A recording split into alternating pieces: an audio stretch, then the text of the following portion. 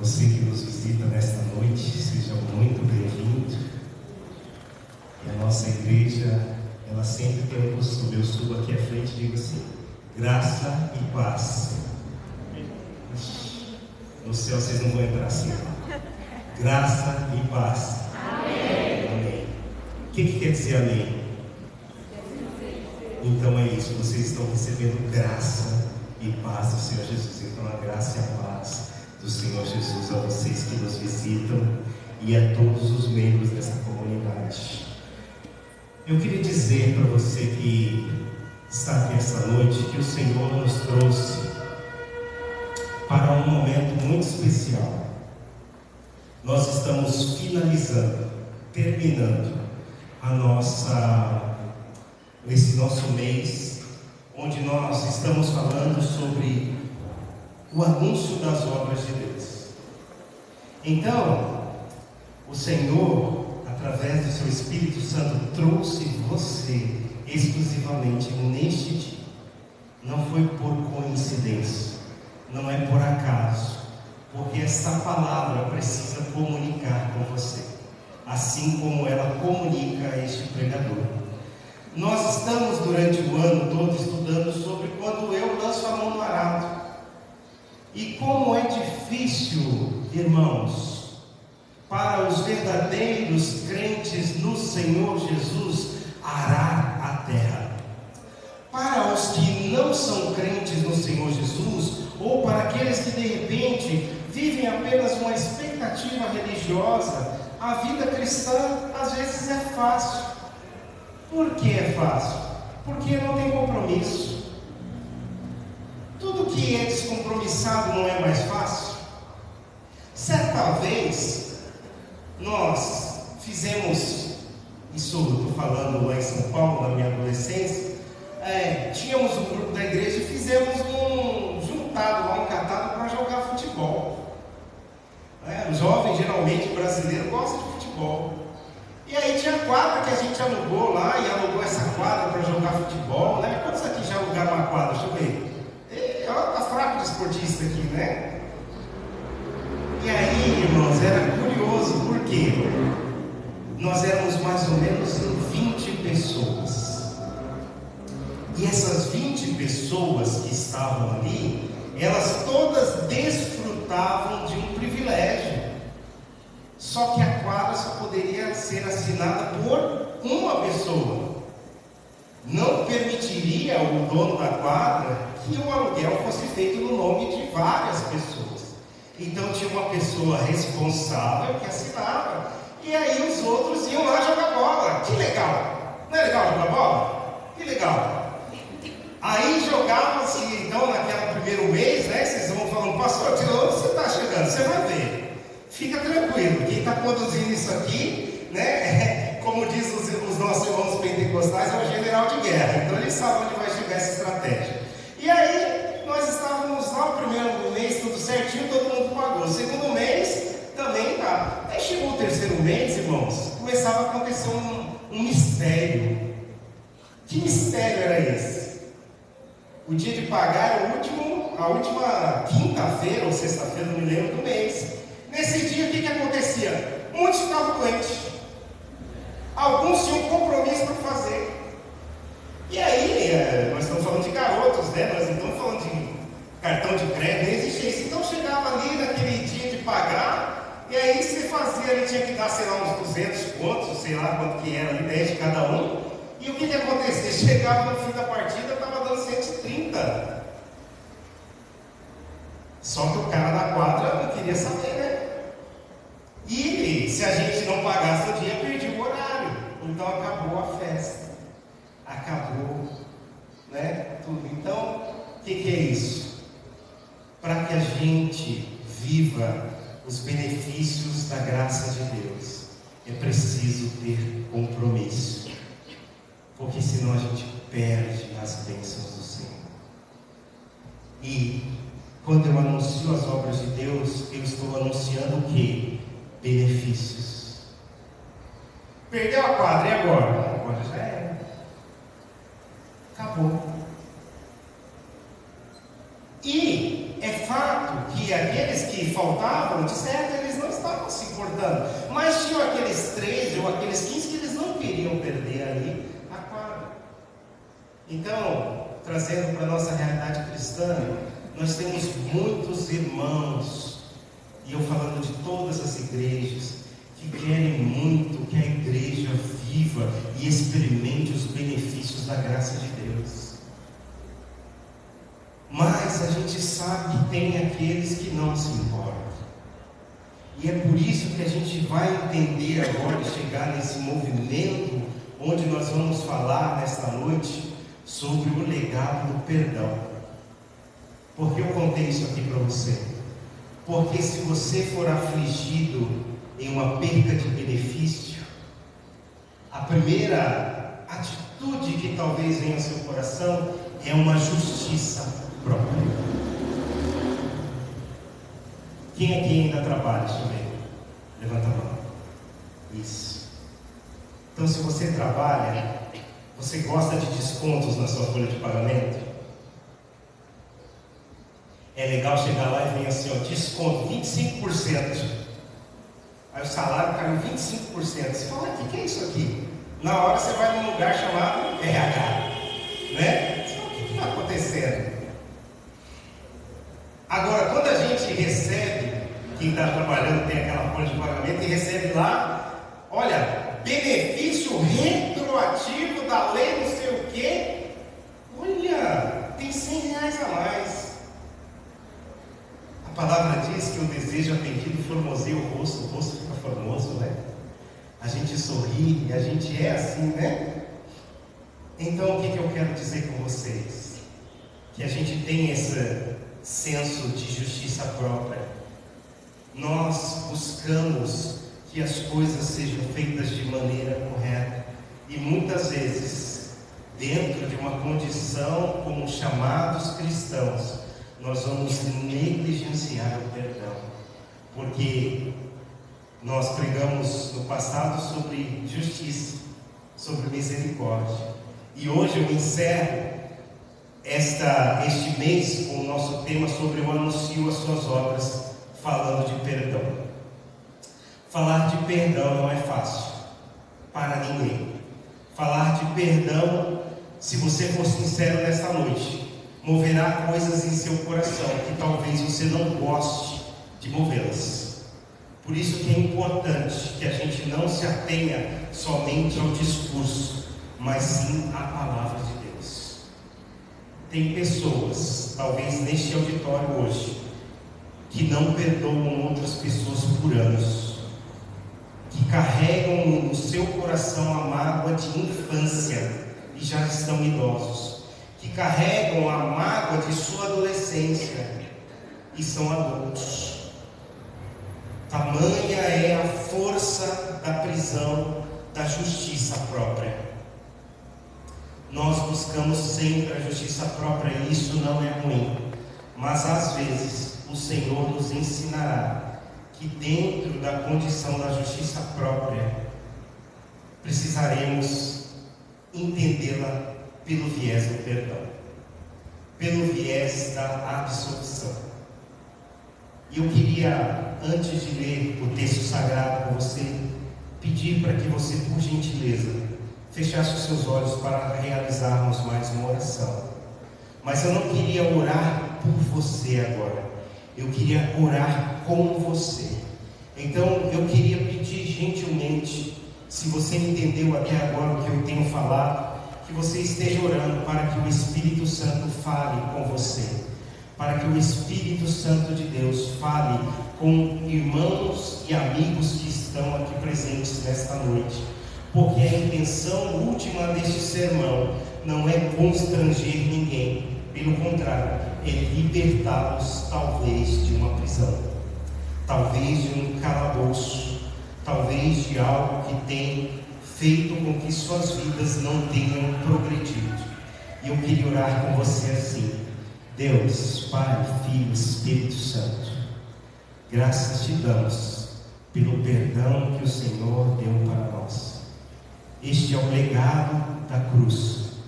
Este é o momento em que nós podemos ouvir do Senhor dizendo as palavras: Pai, perdoa-lhes. O Senhor que é o nosso intercessor, o Senhor que é o nosso mediador. Deus, que agora, neste momento, a voz humana se cale e possamos ouvir somente o Senhor, por intermédio do Teu Espírito Santo, em nome de Jesus. Pai, em nome de Jesus, pedimos que o texto sagrado fale conosco, de maneira não somente a produzir em nós qualquer emoção, mas, ó Pai, se assim for, amém. E se nós, ainda que emocionados ou não, possamos compreender que o Senhor quer transformar nossas vidas. Repreende agora toda ação do maligno, que caia por terra agora, Senhor Deus, toda a hoste demoníaca, todo principado, toda arma, Senhor Deus, preparada contra nós. Que o Senhor, ó Pai, nos ajude, porque estamos em batalha. Hoje é um dia de guerra, não é fácil. Nós estamos entrincheirados espiritualmente, para que no final deste sermão, o Senhor dê vitória àqueles que estão cativos e oprimidos. E assim eu oro, no poder do nome do Teu Filho Jesus. Amém.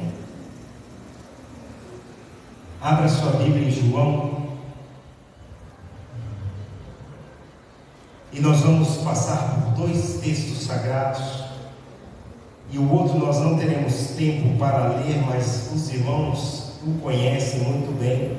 Então eu queria que você estivesse abrindo aí em João 21:15.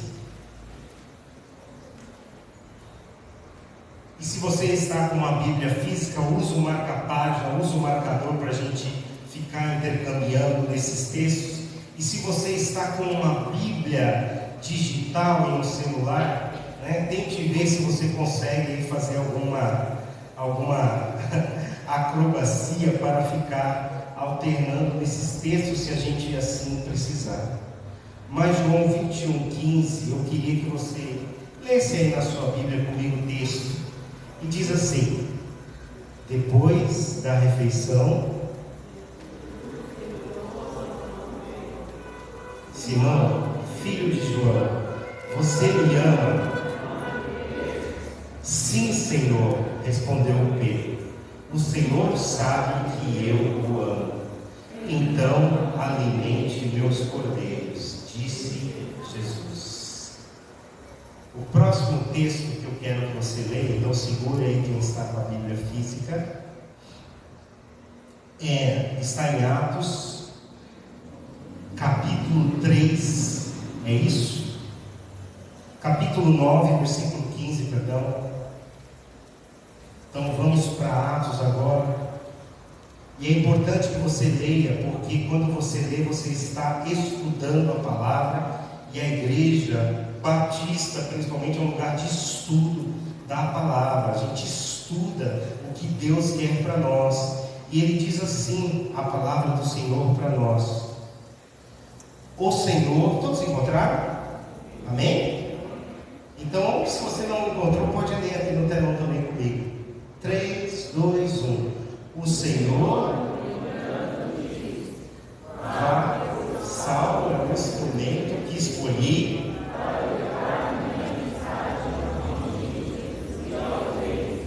bem como ao povo de Israel. Então agora a gente tem aqui 2 personagens da história cristã, onde o Senhor nos levará aos pontos desta mensagem. O primeiro, quem é o primeiro? Se você não sabe, volte lá. Vou voltar esta vez para você. Depois da refeição, Jesus perguntou a Simão Pedro, porque Pedro era o nome dele? Não, Pedro era o codinome que Jesus tinha dado a ele. O nome dele era Simão. O que significa Pedro? Pedra. Jesus tinha dado um apelido a ele de Pedra, mas o nome dele qual que era? Simão. Então ele disse, depois da refeição, então nós temos Simão, é a primeira personagem. E a segunda personagem quem é? Saulo, que nós conhecemos como o apóstolo Paulo. E aqui começa a história da redenção. Nós temos Jesus em uma cruz, pregado no madeiro, dizendo para toda aquela multidão que zombava dele, que o crucificaram, a seguinte frase que nos choca e chocou o mundo e ainda chocará: Pai, perdoa-lhes, porque eles não sabem o que fazem.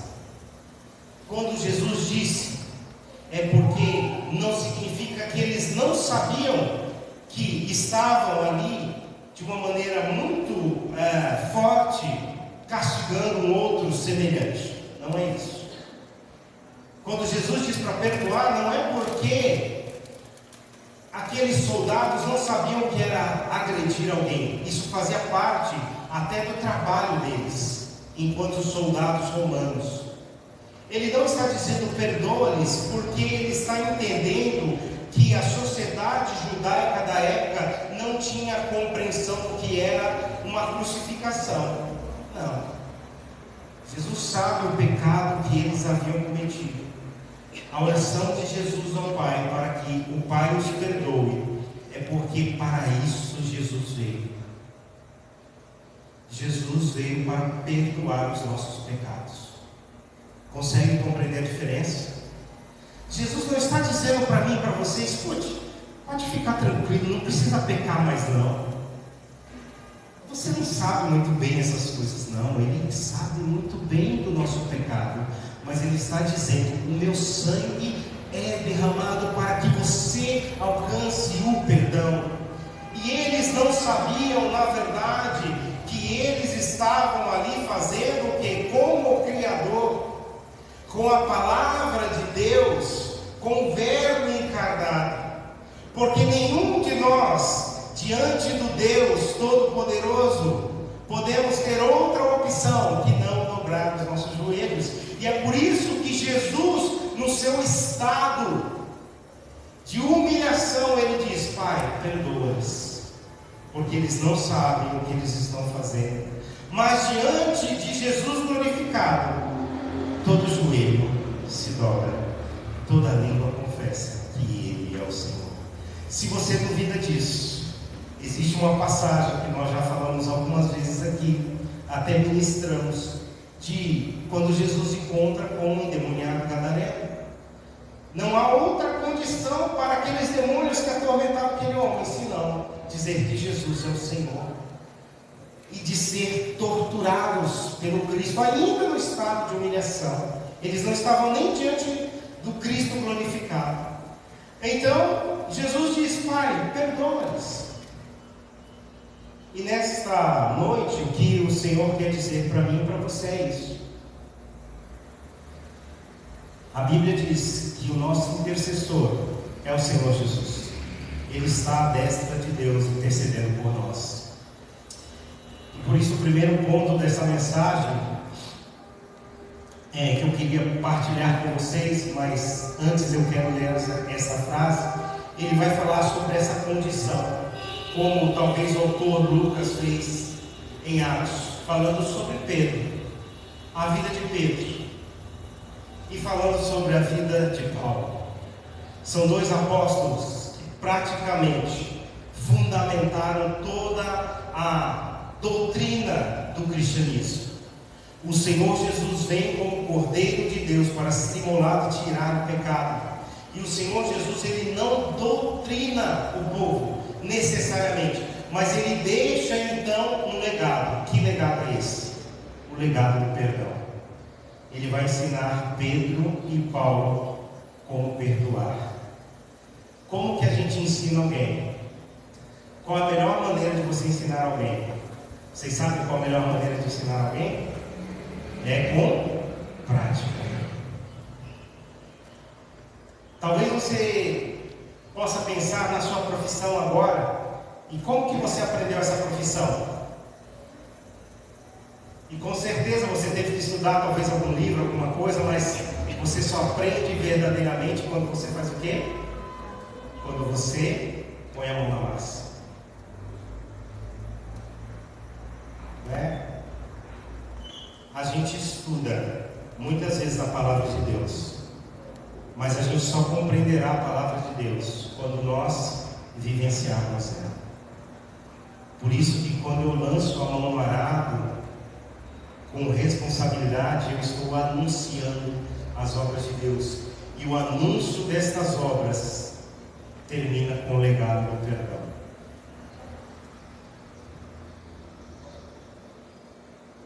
John Stott diz para nós vamos ler agora: a cruz nos ensina a aceitar a injúria, a amar o inimigo e deixar o resto nas mãos de Deus. É isso.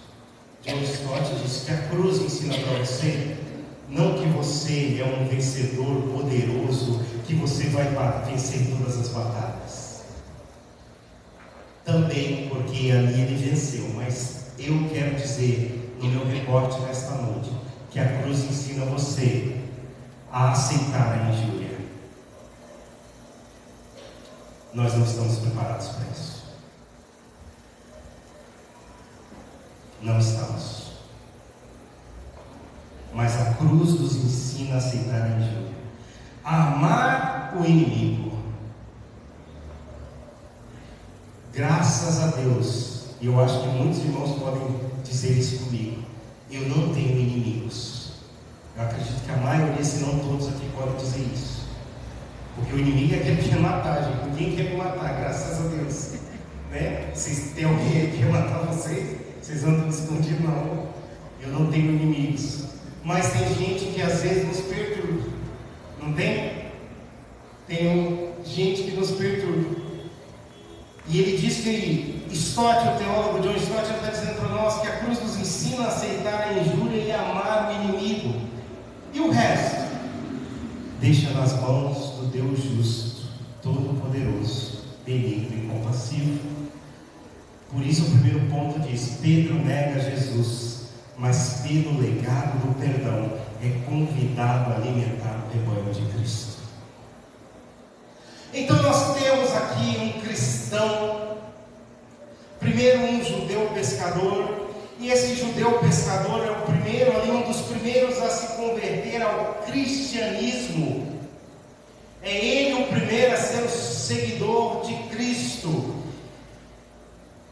E o Pedro começa então, ou melhor dizendo, o Simão, esse pescador Simão, começa a andar com Jesus. E ele ganha tanta intimidade com Jesus, que Jesus põe um apelido nele, chama ele de Pedro. E certa vez, então, Pedro começa a entender que Jesus é tudo para ele. Pedro talvez seria um cristão apaixonado por Jesus, para usar talvez uma terminologia mais contemporânea. Pedro seria aquele que, se falasse que tinha um óleo de unção, ele entraria numa banheira para ser ungido. Pedro é aquele que talvez iria de joelhos a pé, né? Num caminho a pé, eles indo de joelhos de uma cidade a outra para demonstrar o amor dele a Jesus. Pedro é esse cristão visceral. Pedro é esse homem que diz: tudo eu farei por você, Jesus. Pedro é aquele que, se tivesse um momento de louvor, ele estaria com as mãos levantadas, sem se importar com quem está do lado. Mas Pedro também é um homem muito frágil. E este Pedro, fragilizado nas suas emoções, nega Jesus. Quantas vezes Pedro negou Jesus? Tem alguém que não sabe? Todos nós sabemos. Como Pedro nega Jesus, irmãos? 3 vezes. Jesus estava acontecendo o que com Jesus quando ele nega? Jesus estava sendo? Hã? O pastor não está ouvindo. Fala bem forte. Açoitado, alguém falou? Esbofeteado, cuspido. É nesta hora, olha só, presta atenção. É nesta hora, Lucas 22, Mateus 26, todos esses textos, Marcos 13. Os evangelistas dizem, nesta hora, eles batiam em Jesus, alguns davam socos, outros batiam com as palmas da mão e diziam, se tu és o Cristo, profetiza quem te bateu. É nesta hora que aquele homem que, quando Jesus abaixa-se para lavar os seus pés, ele diz, Senhor, você não precisa, olha só, talvez você se identifique aqui, Senhor, você não precisa lavar os meus pés, eu não sou digno disso. E aí Jesus diz para ele, mas se eu não lavar seus pés, você não terá parte comigo, meu amigo Pedrito. E ele diz, então lave minha cabeça também, porque ele é apaixonado por Jesus. Pedro é aquele que quando todos cercam Jesus e está todo mundo afoito, né? A igreja ali, nesse recorte, está toda afoito. Pedro é o que pega a espada e fala, ninguém vai levar Jesus não, e corta a orelha do soldado. E diz a teoria que ele cortou a orelha porque ele errou o golpe, porque ele queria cortar a garganta, porque ninguém mira na orelha, né? E aí, horas depois, este Pedro está fragilizado. Ele não consegue perceber que aquilo que ele achava que era a realidade da vida dele, que as bênçãos e os benefícios que ele teria do lado de Jesus, acabaram. É o tempo de provação. Pedro então está olhando de longe, vendo a esperança da sua vida ser desfalecida. Neste momento ele sofre injúria. E é fácil a gente, confortavelmente, uma igreja com luz, uma certa refrigeração, que em dias como esse não é tão eficiente, olhar para Pedro e falar, esse Pedro. E aí ele, pela profecia de Jesus, que disse para ele, olha, pode ficar tranquilo, Pedro, antes que dê a madrugada, antes da primeira hora do dia você vai me ligar 3 vezes. Eu já sei disso. E mesmo assim eu te amo e eu te perdoo. Diz a Bíblia, o texto de Mateus é muito precioso, 26. Mateus 26, 66, 67, ele continua. E diz um texto muito precioso, que a mulher, a criada, chega e pergunta, você é Galileu? Você andava com ele? Ele diz, não andava com ele não. É como se hoje a gente tivesse aqui em Jacareí, chegasse aqui aquele carioca, mas aquele carioca que fala bem arrastado, ele começa a conversar, minha irmã, oi meu irmão, você fala, você é carioca? Ele fala, não, eu sou Jacareí, compadre. Entendeu? Era isso que Pedro estava fazendo. Não sou eu. E aí vem outro e pergunta, não, eu vi você com eles quando ele estava entrando ali em Jerusalém. E ele diz, não sou eu. E aí diz que chega então um criado, Mateus escreve assim, e fala assim, realmente você era de Jesus. E ele diz assim, eu não conheço este homem.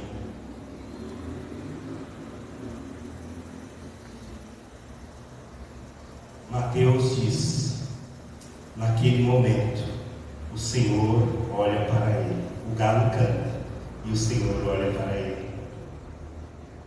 Eu e você não sabemos como foi esse olhar, mas sabemos que depois disso, Pedro chorou amargamente. Puxa, que história forte. Mas agora a gente vai ali, em João 21. Você está com a Bíblia aberta ainda? João 21.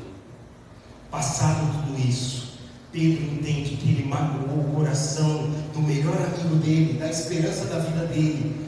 E agora, eu sei que muitos de nós aqui, eu e você, já não queríamos nem papo. Seja sincero diante de Deus. Talvez você não recebesse mais na sua casa. Talvez você não convidasse. Mas Jesus prepara uma refeição para ele. E a refeição, eu já expliquei isso para a igreja, não é uma coisa simples. Por quê? Exceto por força, né? Se você for forçado a almoçar com alguém, ninguém come com quem não se gosta. Você não senta para dividir um pãozinho com aquele miserável. Não. Existe até uma frase que diz assim: meu Deus, deixa eu comer em paz. Jesus ouviu Pedro dizer que ele não conhecia, no momento em que Jesus era esbofeteado, não é no momento em que Jesus estava assim, como a gente gosta de dizer, né, os jovens aqui de boa. Jesus vai preparar uma refeição para eles. Eles vêm até Jesus. Depois da refeição, Jesus perguntou a Simão Pedro: Simão, filho de João. Vamos prestar atenção no que a Bíblia está dizendo. Simão, filho de João. O que isso significa, irmãos? Na antiguidade, uma das maneiras de reconhecer a pessoa não era através do CPF, não era através do RG, era através do quê? De como essa pessoa era conhecida socialmente. Isso acontece ainda nos bairros, sabe, esses bairros muito populares, que a gente fala assim: cadê ele? Sumiu já. É o Pedrinho, filho da Fabi. Eu falei isso aqui, todo mundo já sabe quem é, né? Inclusive está passeando, viu? Depois a gente pega um pé. A gente diz assim, né? Por exemplo, o Wanderson, né? Esposo da Elô. Mas aqui é a família.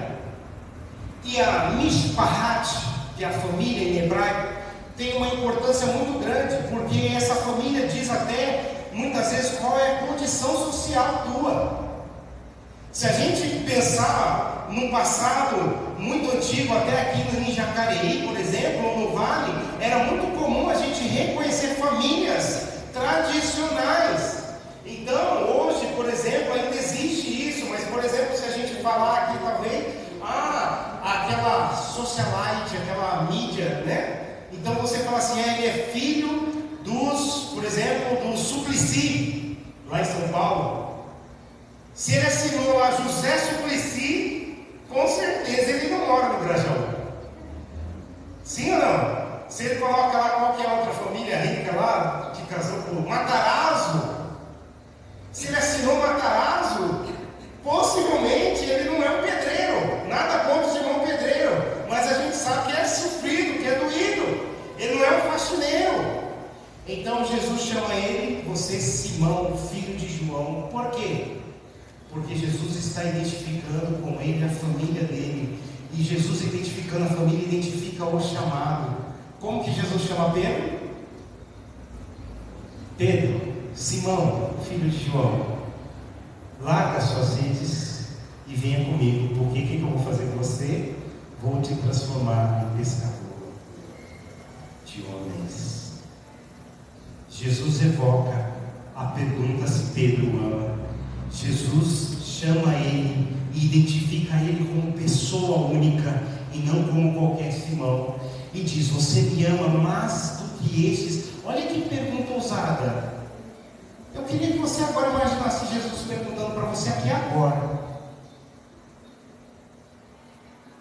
Pensou Jesus perguntando para você: ei, né? Wanderson, filho da Neuza, você me ama mais do que essa igreja? Consegue imaginar Jesus perguntando você, chamando você o nome da sua mãe, perguntando: você me ama mais do que todos esses? Olha para as pessoas aí, vamos só fazer esse teste. Olha para a pessoa do lado, olha. É isso que Jesus está perguntando para ele. É forte isso. Pedro diz: sim, Senhor. O Senhor sabe que eu o amo. Já é a terceira vez que Jesus está perguntando. Jesus diz para ele: então alimente meus cordeiros. Para toda a injúria, como John Stott diz, né? Para toda a injúria e inimizade, a única solução é o perdão. Jesus perdoa Pedro e diz para ele: então agora, Pedro, nós não estamos de mal, nós não estamos de relação rompida, mas você vai ser o meu servo que vai alimentar minhas ovelhas. Pense nisso. Imagine que a pessoa que está causando mais mal e aflição para você, e você agora confiar a esta pessoa o direito dele fazer a obra mais importante da sua vida. Já que a gente falou de pedreiro, é como um pedreiro que talvez erra toda a construção da sua casa, você fala: não, fica tranquilo, agora o sonho da minha vida é uma casa lá na praia, é você que vai fazer. Você confiaria? Você já comprou alguma coisa em algum lugar e foi mal atendido, o negócio veio ruim e você nunca mais voltou? Você precisa perdoar. Não comprar, mas perdoar. Nunca mais volto nesse lugar. Não é assim. Eu estou dizendo que normativamente a gente é assim. Nunca mais eu falo com ele. Nunca mais eu falo com ela. Jesus está dizendo: não. O perdão é a mola mestra que move o cristianismo. Eu e você não podemos ser cristãos se não formos perdoados. Você não é crente se Jesus não te perdoar. Você não é cristão se não houver perdão. Você está entendendo isso? Você está entendendo que não adianta ficar apenas dando glórias a Deus, mas que é necessário entender que quando a gente põe a mão no arado e anuncia a obra, a gente está anunciando que nós cometemos uma ofensa a Deus, mas Deus perdoou essa nossa ofensa e agora nós teremos que perdoar a quem tem nos ofendido. Ou a nossa prática revela que o nosso coração não consegue compreender as Escrituras. Eu não me empolgo com uma igreja numerosa, uma igreja talentosa, uma igreja que produz CDs, views. Eu me importo e sou impactado por uma igreja que tem a capacidade de perdoar. Eu não me importo com mestres que tenham condição cognitiva suficiente para me ensinar línguas originais e falar comigo sobre a história da igreja, mas eu sou impactado quando eu vejo que eu ofendi alguém e ele me perdoou, quando ele não precisava fazê-lo. Então o que move a igreja não é a sabedoria, embora ela seja relevante e extremamente importante. O que move a igreja é o perdão. Por isso, quando este mesmo Pedro, antes de tudo acontecer, ele diz assim: ensina-nos a orar. E na oração ele começa dizendo, né? Pai nosso que estás no céu, santificado seja o teu nome, venha a nós o vosso reino, seja feita a tua vontade, assim na terra como no céu. O pão nosso de cada dia nos dá hoje. Perdoai as nossas ofensas, assim como, da mesma maneira, do mesmo jeitinho, com a mesma régua que eu perdoo quem me ofendeu.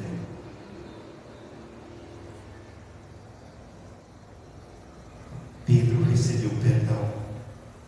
Pedro foi perdoado. E agora Pedro vai fazer o quê? Perdoar. Este é um sermão para 2 horas, no intuito de mudar as nossas vidas. Mas eu não vou pregar 2 horas, nem tenho tempo para isso. Pedro nega Jesus, mas pelo legado do perdão é convidado a alimentar o rebanho de Cristo. Paulo agora é outra estrutura. Judeu rico, com título romano, versado nas letras e na filosofia helenística dos gregos, classe A, padrão elevado, judeu de judeus, como ele mesmo afirma. E alguns comentaristas dizem que quando ele diz que ele era judeu de judeus, é porque ele era um judeu que falava e escrevia perfeitamente em hebraico. Ele não era um crente de meia pataco que não sabe nem a diferença entre o Novo Testamento e o Velho Testamento. Ele era um homem que conhecia bem a lei, e por ser zeloso, cuidadoso, coisa que hoje a gente tem dificuldade de ser. Vivemos em um mundo muito rápido e perdemos a condição de ser zeloso. Somos nada mais do que produtores e não mais nos preocupamos com a estética. Ele começa a perseguir a igreja. Ele começa a perseguir os cristãos. Paulo persegue o rebanho de Cristo, mas pelo legado do perdão é utilizado como um instrumento para a proclamação da mensagem divina a reis e gentios. Ele está lá arrastando pessoas das suas casas. Esse é Paulo, arrastando pessoas da sua casa para dizer que são cristãos. Mas aí, Atos 9,15, quando ele cai no caminho ali indo para Damasco para matar mais cristãos, Jesus encontra com ele e ele fica cego. E aí Jesus usa um instrumento dele, um servo dele, e fala assim: ó, vai lá orar sobre ele, porque ele precisa. E ele chamou esse irmão para orar, e o irmão falou assim: mas esse aí é o que mata crente. Se eu for lá orar, ele vai me espancar, ele vai me degolar. E aí Jesus diz isso para ele. O Senhor, no entanto, disse: vá, pois Saulo é um instrumento que escolhi para levar minha mensagem aos gentios e aos reis, bem como ao povo de Israel. Paulo tem um problema. Ele consentiu na morte de um homem. Ele foi homicida por omissão. E alguns costumam dizer que talvez até pela questão jurídica judaica ele estaria sendo homicida por comissão, porque ele estava ajudando e contribuindo para isso. E nesse sentido, então, Paulo é um assassino. E eu não sei vocês, mas normalmente a gente tem dificuldade com assassinos. Sim ou não? Quem quer tomar café com os assassinos que estão presos lá nos presídios? Ninguém. Maníaco do Parque, você já ouviu falar desse nome? Né? Aquele que era adolescente, hoje já é homem, Champinha, lá do Parelheiros. Você chamaria para tomar um café da tarde com você? Claro que não. Ah, pastor, mas Paulo não era dessa maneira, essa era a natureza dele. Enquanto ele não visse o sangue dos cristãos, ele não estaria satisfeito. Mas quando ele encontra com Jesus, Jesus diz: por que você me persegue? E ele fala: quem és tu, Senhor? Ele falou: eu sou Jesus, esse que você está me perseguindo. Naquele momento, pense bem comigo, eu já vou terminar esse sermão. Jesus poderia aparecer para ele, e se Jesus fosse como eu e você, o que Jesus ia fazer? Fala a verdade no seu coração. Então você que está perseguindo o cristão, né? Já fulminado, acabou-se. Sim ou não? Nós pensamos assim. Olha o São Paulo aí, tudo passando buzinando, a gente já está miserável, né? Já está ali, né? Podia ter perdido. Era os flamenguistas. Ia ser a mesma coisa. Talvez em menor número, mas você está entendendo? A gente perturbou a nossa ordem, perturbou a nossa paz. A gente já quer lei capital. o Senhor perdoa Paulo. E o Senhor, conhecendo esse Paulo assassino, ele diz assim: eu escolhi para levar minha mensagem aos gentios e aos reis, bem como ao povo de Israel.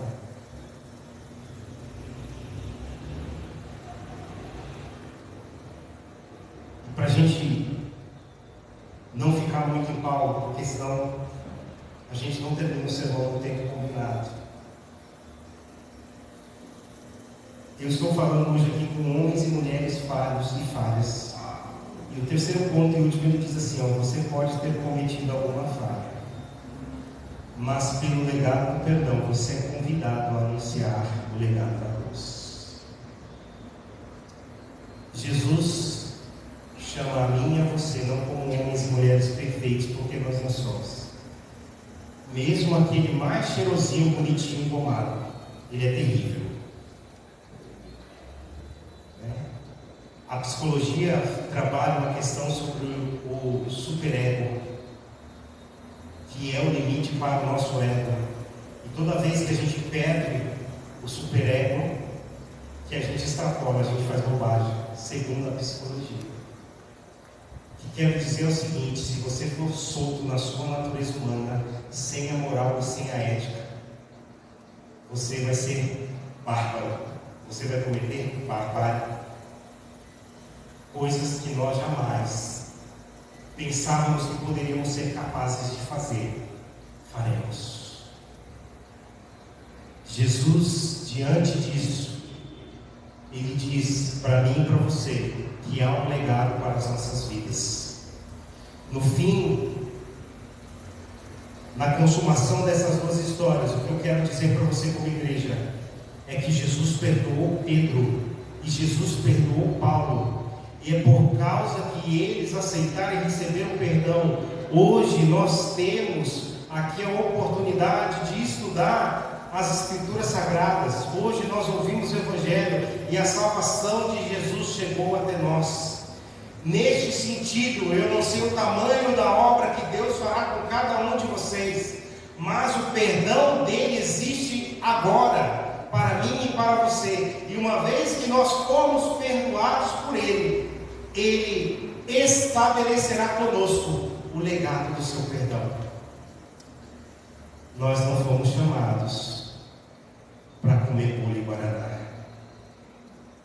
Nós não fomos chamados para cantar canção bonita. Nós não fomos chamados para ter discursos belos. Nós fomos chamados para sermos perdoados de Deus e para perdoar aquele que nos tem ofendido. Todo o restante é secundário. Todo o restante é forma, não conteúdo.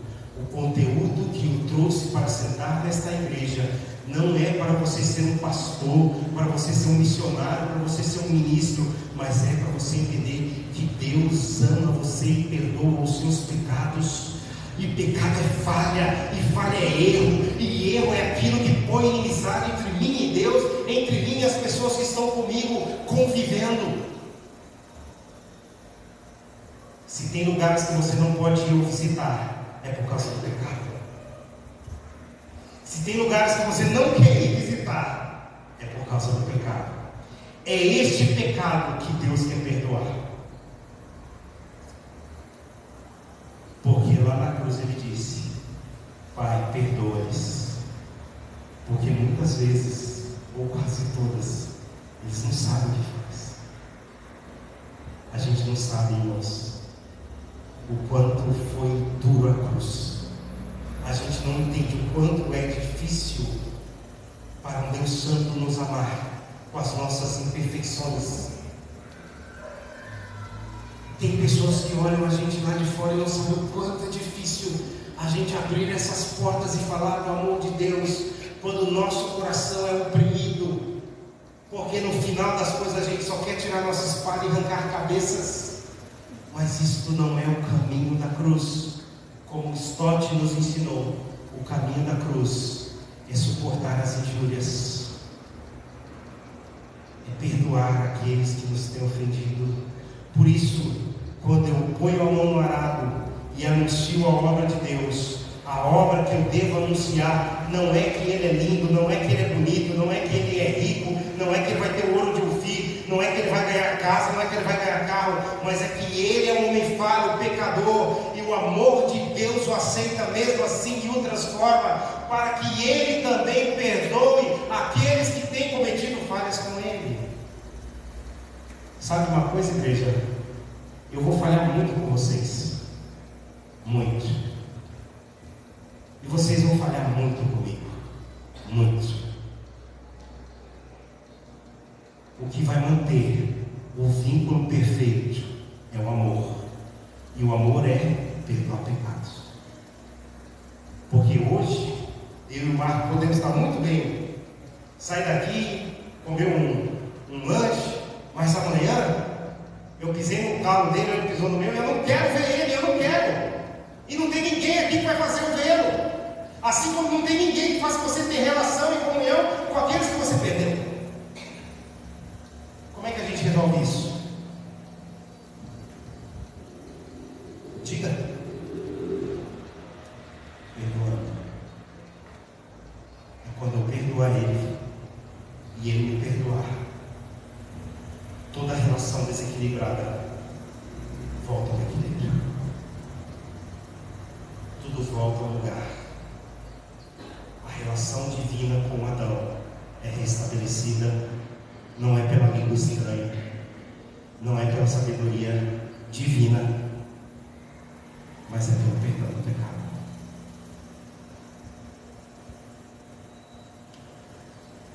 Para encerrar, eu queria dizer isso ainda para você, porque eu pensei muito nesse sermão. E a gente, como pregador, a gente gosta de fazer sermão muito bonito, para você sair daqui rindo, divertido, alegre.